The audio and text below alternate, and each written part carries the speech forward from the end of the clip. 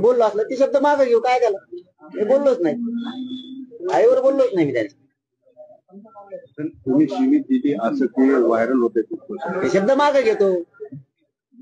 बोललो असेल तर बोललोच नाही, पण ती शब्द मागे घेतो, काय करतो? पण आरक्षण द्या म्हणा, मग आरक्षण बी द्या.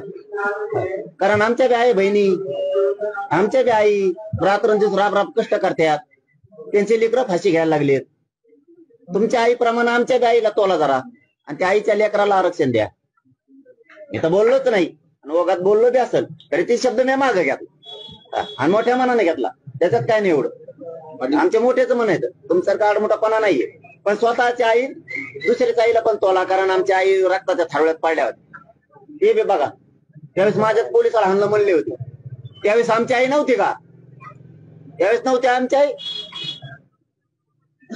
कोण प्रवक्ता फरवक्ता शेण खातो कामन धामाचा, तवा आई नाही दिसली का आमची तुला?